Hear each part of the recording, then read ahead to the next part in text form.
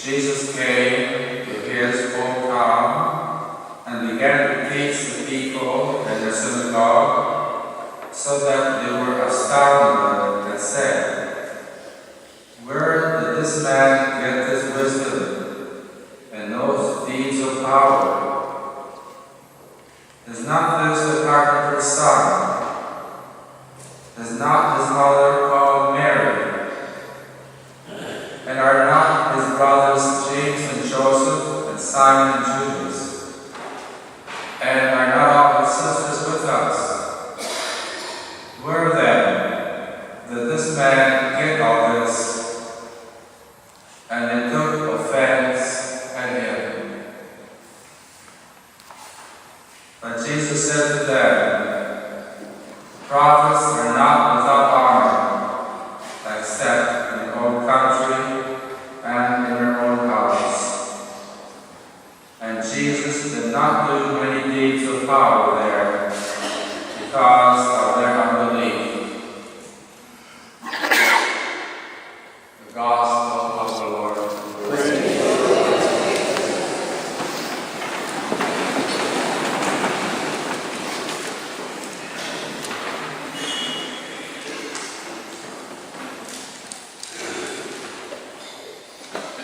First reading, we heard about the celebrations of various feasts at different times and seasons of the year.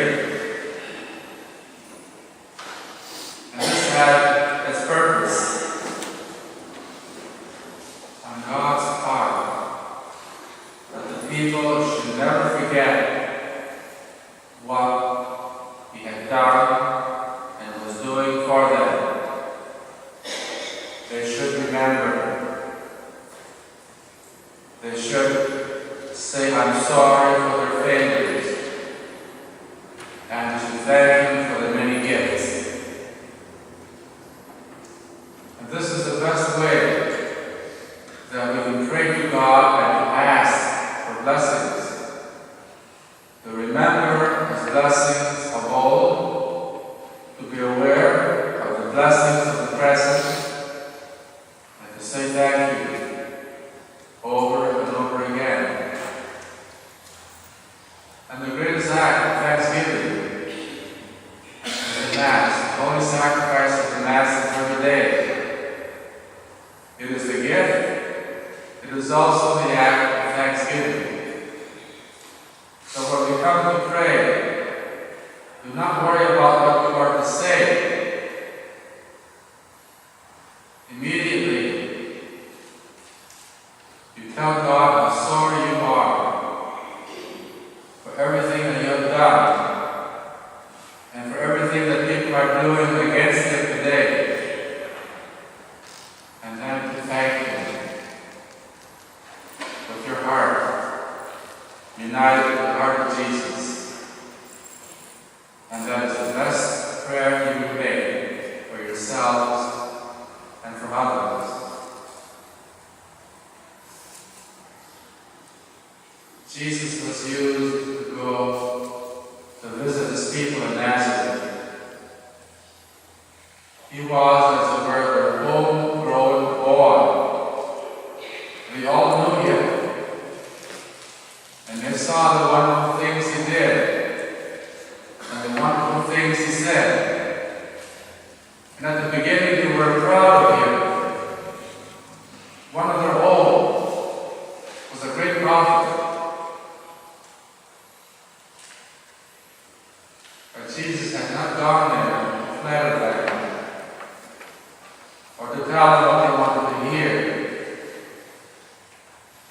On subsequent visits, He began to tell them the truth about themselves, about how they stood with God, how destructive they were to one another, how unfaithful they were to the covenant. And the people changed. How dare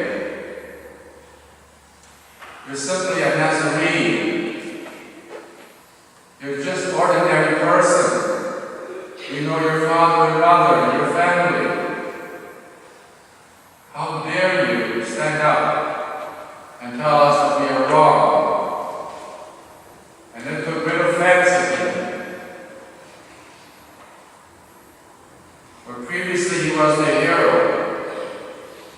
now he became the enemy. And they tried, on many occasions, to be rid of him, to throw him over the brow of the hill on which the town was built. But Jesus did not allow them to do this, for his hour had not yet come.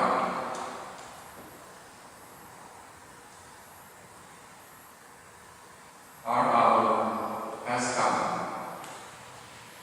to tell Jesus how sorry we are and how grateful we are that He is with us every day, especially in the holy sacrifice of the Mass. The Mass is so real and so identical in substance with Calvary. It is the very same as if you were standing on the hill of Calvary 2,000 years ago and Jesus was dying for you and bleeding for you. No different. Only the externals are missing. The substance is there. Jesus is here. He dies and He rises for you. And He gives Himself to you, to give you nourishment, your strength,